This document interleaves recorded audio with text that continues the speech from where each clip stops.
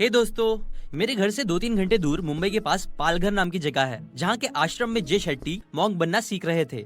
एक दिन वो कई दूसरे स्टूडेंट्स के साथ और एक सीनियर मॉन्क के साथ, जिन्हें आप टीचर बोल सकते हो, वो उनके साथ आश्रम के बाहर चल रहे थे, जहाँ कई अलग अलग मॉन्क्स चटाई पे मतलब मैट पे बैठे हुए थे। कुछ पढ़ रहे थे, कुछ मेडिटेट कर रहे थे और ऐसे सब कुछ ना कुछ कर रहे थे। तभी सीनियर मॉन्क ने कहा कि देखो वहाँ पे वो जो एक मॉन्क दिख रहा है ना, वो एक साथ 8-8 घंटे तक मेडिटेट कर सकता है। फिर उन्होंने दूसरे मॉन्क की तरफ पॉइंट करा और कहा कि वो वाला मॉन्क 7-7 दिन तक फास्टिंग कर सकता है, और वो जो झाड़ के नीचे बैठा हुआ है उसने तो हमारे रिलीजियस किताब की एक एक लाइन याद करके रखी है। बेसिकली हाफिज लोग होते हैं ना, वैसे ही उस मॉन्क ने एक पूरी धार्मिक किताब को याद करके रखा था। नो ये चीज जे शेट्टी को काफी इंटरेस्टिंग लगी। वो काफी इम्प्रेस हुए और बोले वाह, काश ये चीज मैं भी कर पाता। तभी जो सीनियर मॉन्क थे जो चल रहे थे वो रुक गए। वो पीछे मुड़े और उन्होंने जे शेट्टी से पूछा, तुम वो विश करते हो कि वो चीज तुम भी कर सको, या फिर तुम सच में ये चीज सीखना चाहते हो कि उसने वो कैसे किया?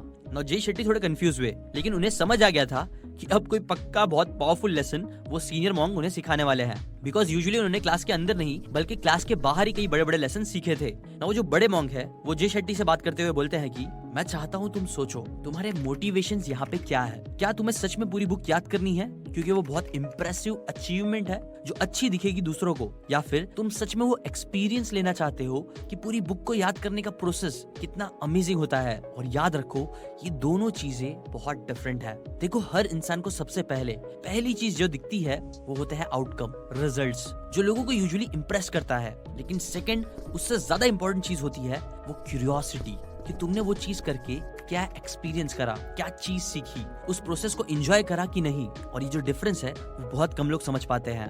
नाउ मैं चाहता हूँ दोस्तों, आप भी कमेंट करके बताओ आपके जो भी गोल्स है जो आपको मोटिवेट कर रहे हैं राइट नाउ, वो आपको कैसे आए। मतलब मेरा एग्जांपल दूं तो लाइक मेरा एक बड़ा गोल है फाइनेंशियल फ्रीडम, ठीक है। प्लस जब भी मैं कोई बड़ा घर देखता हूँ बहुत ब्यूटीफुल सा, तो मेरा दिल भी करता है कि काश यार ऐसा घर मेरे पास भी होता। कई बार कोई गाड़ी देख के भी ये दिल में आता है कि यार ऐसी गाड़ी मेरे पास भी होनी चाहिए। और ये सारी इंप्रेसिव अचीवमेंट्स हासिल करना भी कई बार मुझे मोटिवेट करता है, और ऐसी कई चीजें आपको भी मोटिवेट करती होगी काम करने के लिए। सो मैं चाहता हूँ कि आप सच्चे दिल से कमेंट करके बताओ कि आपको क्या क्या चीजें, क्या क्या आउटकम मोटिवेट करता है। माँ बाप का प्यार, या फिर उनकी डांट, लड़कियां, गरीब ना रहना, फाइनेंशियल फ्रीडम, क्या मोटिवेट करता है आपको? कमेंट करो। अब देखो, आप जो भी कमेंट करोगे ना, जो भी आंसर होगा वो आप देखना इन 4 चीजों में से एक ही होगी यूजुअली। बिकॉज ऑथर बोलते हैं कि मोटिवेशन जो होता है ना, वो 4 अलग अलग टाइप के होते हैं जो 4 अलग अलग जगह से हमें आते हैं। First, motivation from fear. अच्छे मार्क्स नहीं आएंगे तो क्या होगा? एडमिशन नहीं होगा, जॉब नहीं मिलेगी, गरीब रह जाएंगे, अच्छे पैसे नहीं कमा पाएंगे, अच्छी लड़की, अच्छे रिश्ते नहीं मिलेंगे, माँ बाप कितना गुस्सा हो जाएंगे, रिश्तेदार क्या बोलेंगे। ये और ऐसे ही कई सारे डर होते हैं जो सेफ्टी, सिक्योरिटी पाने के लिए हमारे अंदर आते हैं। इनफैक्ट हर दिन हर एक्शन लेने से पहले, हर डिसीजन लेने से पहले आप रियलाइज भी नहीं करते होंगे, लेकिन ये डर कई बार हमें आते हैं जो हमें इन्फ्लुएंस करते हैं। अब अच्छी बात यह है कि ये डर कई बार हमें हेल्प भी करते हैं एक्शंस लेने में, ऑर्गेनाइज्ड होने में, लेकिन मैक्सिमम टाइम आप बोल सकते हो कि ये हमें सही डिसीजन लेने नहीं देते हैं लाइफ में। हमारी फुल कैपेबिलिटीज का बेस्ट तरीके से यूज करने नहीं देते हैं हमें। एग्जाम्पल, एक लड़का जो बहुत क्रिएटिव है, जो बहुत अच्छा कंटेंट क्रिएटर बन सकता है, वो जस्ट बिकॉज रिश्तेदार, घर वाले क्या कहेंगे, सैलरी नहीं मिलेगी, मेहनत वेस्ट हो जाएगी तो क्या होगा, ये सब के डर की वजह से कंटेंट क्रिएशन करना स्टार्ट भी नहीं करता और जॉब में फंस जाता है जहां वो कभी कुछ बड़ा अचीव नहीं कर पाता। ये आते हैं मोटिवेशन नंबर 2, जो आता है from desires, the Maya of success. एक बड़ा सा घर होना, खूब सारे पैसे, कई सारी फॉरेन ट्रिप्स, बड़े बड़े होटल्स में रहना, ये सब वो डिजायर्स है जो आज भी कहीं ना कहीं तो मुझे मोटिवेट करते ही हैं एक्शंस लेने के लिए। और आई एम श्योर आपके भी कुछ ऐसे सपने होंगे, मटेरियलिस्टिक सपने, जो आपको मोटिवेट करते होंगे जिंदगी में कुछ बड़ा करने के लिए, राइट ना। यहाँ देखो, 2 बातें हैं। पहली बात, कई लोग पैसे को, मटेरियलिस्टिक चीजों को माया बोलते हैं। माया मतलब इल्यूजन, जो काफी हद तक सही है। लाइक ये सोचना कि बस पैसे आ जाएंगे, गाड़ी आ जाएगी, फाइनेंशियल फ्रीडम मिल जाएगी, तब हम खुश रहेंगे। ये बात सच नहीं है। एग्जाम्पल, एक ग्यूलप सर्वे कराया गया था प्रिंसटन यूनिवर्सिटी में, जिससे पता चला था कि कुछ बेसिक ह्यूमन नीड्स और डिजायर्स पूरे होने के बाद आप एक इंसान की सैलरी कितनी भी ज्यादा बढ़ा दो, उनकी जो खुशी होती है ना, वो बढ़ते हुए पैसों के साथ बढ़ना बंद हो जाती है। लाइक अमेरिका में वो नंबर $75,000 था तब, जिसके बाद लोगों की खुशी बढ़ना खत्म हो गई थी। अब देखो, ऑथर इसी पॉइंट पे यहाँ बहुत ज्यादा फोकस कर रहे हैं कि कैसे पैसा खुशियां नहीं देता है, और अगर आप इसी मोटिवेशन का यूज करके हमेशा काम करोगे जिंदगी में, तो शायद आप चीजें तो अचीव कर लोगे, बट लाइफ में सेटिस्फाइड और हैप्पी नहीं रह पाओगे, जो अगेन सही है। लेकिन ये बस पहली बात है। बट राइट नाउ जिस चीज पे मैं ज्यादा फोकस करूंगा और आपको बोलूंगा, वो जिम कैरी ने एक बार बहुत अच्छे से बोला था कि देखो, I think everyone should get rich and famous and do everything they ever dream of, so that they can see that it's not the answer. और ये बात सच में मुझे बहुत सही लगती है। पैसा, नाम, शोहरत, ये सब चीज का आंसर बिल्कुल नहीं है, बट स्टिल मैं चाहता हूँ कि आप लोग बहुत अमीर बनो, अपने सपनों को पूरा करो, मटेरियलिस्टिक चीजें भी खरीदो, हैव एवरीथिंग यू वांट, सब करो, प्लस खुश भी रहो। बिकॉज सच में मुझे लगता है कि आज के इंटरनेट की एज में, एक कमाल के एज में, ये दोनों चीजें करना बहुत पॉसिबल है, जो मैं खुद भी अचीव कर रहा हूँ अपनी लाइफ में राइट नाउ। मैं मटेरियलिस्टिक चीजें भी अचीव कर रहा हूँ अपनी जिंदगी में कई सारी, प्लस मैं काफी खुश भी रहता हूँ, और ये दोनों चीजों के ऊपर मैं काम करता रहता हूँ। सो आई थिंक इस मोटिवेशन को भी आप अच्छे से यूज कर सकते हो अगर करना चाहो तो। मोटिवेशन नंबर 3 जो आता है वो होता है ड्यूटी से, और 4th आता है लव से। मैंने रिसेंटली एक रील देखा था जिसमें बहुत व्यूज थे।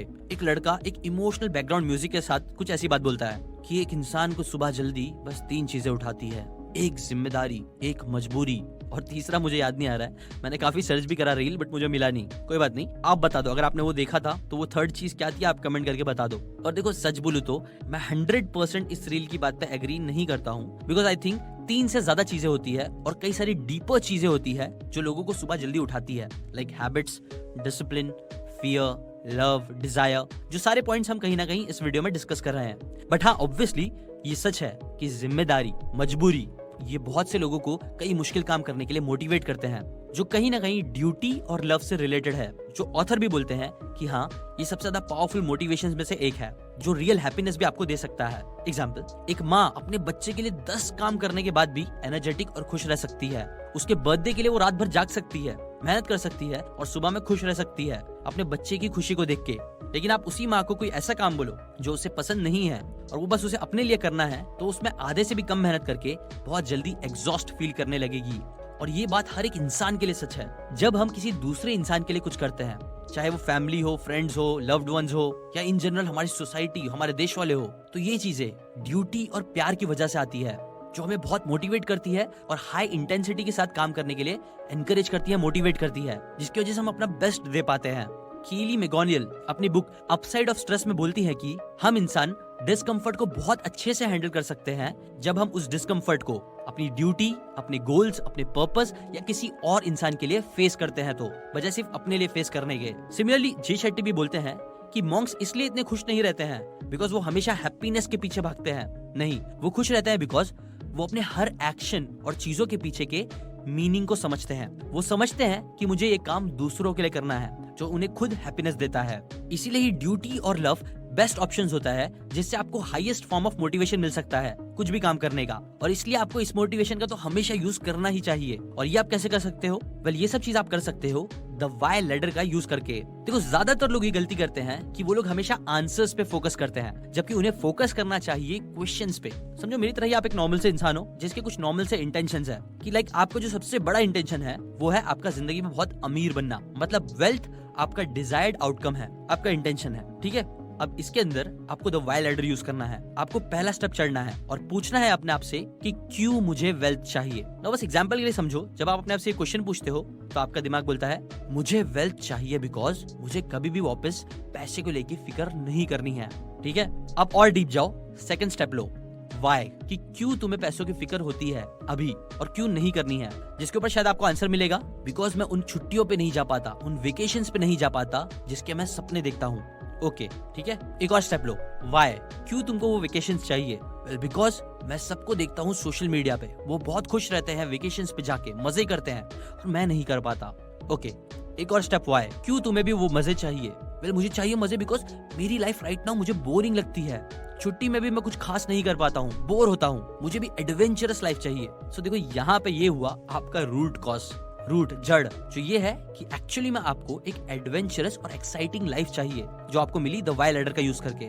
और देखो, ये चीज कितनी अलग हो गई बस ये इंटेंशन रखने के कि मुझे रिच बनना है। हाँ, राइट नाउ अभी भी आप अपने पर्सनल ग्रेटिफिकेशन के बारे में ही सोच रहे हो, लेकिन अब इससे 2 चीजें बहुत अच्छी हुई है। फर्स्ट, आपको रियलाइज हो सकता है ऐसे क्वेश्चन करने से कि हाँ, एक्साइटिंग लाइफ जो आपको चाहिए वो तो आप अभी भी कर सकते हो बिना ज्यादा पैसों के। आप वीकेंड्स पे कहीं घूमने जा सकते हो, न्यू प्लेस एक्सप्लोर कर सकते हो, और जरूरी नहीं आपको इंडिया के बाहर जाना उसके लिए। आप इंडिया में कई सारी चीजों को एक्सप्लोर कर सकते हो, अपने सिटी में ही कई चीजों को एक्सप्लोर कर सकते हो जो आपको एक्साइटिंग लाइफ देगा। और सेकंड बात, ये पता चलने के बाद आप क्लियरली डिसाइड कर पाओगे कि हाँ, क्या मैं इस लाइफ के लिए, इस डिजायर के लिए जो मुझे मेहनत करनी होगी, क्या वो करने के लिए मैं तैयार हूँ। बिकॉज देखो, ये तो एकदम सच है कि बिना मेहनत करे ऑब्वियसली आपको वो ड्रीम लाइफ नहीं मिलेगी जो आपको चाहिए, राइट। तो इससे आप और अच्छे से डिसाइड कर पाओगे कि हाँ, उसके लिए मैं कितने एफर्ट्स ले सकता हूँ। ऐसे जब भी आप वाई लैडर का यूज करोगे तो आपके इंटेंशंस क्लियर होंगे जो आपको मोटिवेट करेंगे काम करने के लिए और काफी हेल्प करेंगे। सो कंक्लूड करने के लिए देखे तो आपको याद रखना है कि आपको राइट नाउ मोटिवेशन किस चीज से आता है। क्या वो बस रिजल्ट्स के लिए, अचीवमेंट से रिलेटेड मोटिवेशन है, या आप एक्चुअल एक्सपीरियंस के पीछे जा रहे हो। बिकॉज ऑथर बोलते हैं एक्सपीरियंस के लिए मोटिवेटेड होना रिजल्ट से ज्यादा प्रोसेस पे फोकस करना काफी ज्यादा पावरफुल होता है। फिर आपने देखा 4 टाइप्स के मोटिवेशंस के बारे में। पहला होता है फियर, दूसरा होता है डिजायर, तीसरा ड्यूटी, और लास्ट फोर्थ होता है लव। ड्यूटी और लव जिनमें टॉप पे आते हैं, और लास्ट आपको आपके इंटेंशंस हमेशा क्लियर रखने चाहिए अपने काम करने के लिए, और वो आप द वाई लैडर का यूज करके कर सकते हो। सो बस इस वीडियो के लिए इतना ही। थिंक लाइक अ मॉन्क मेरे हिसाब से बहुत अच्छी बुक है जिसके ऊपर मैंने ऑलरेडी कई सारे वीडियोस बनाए हुए।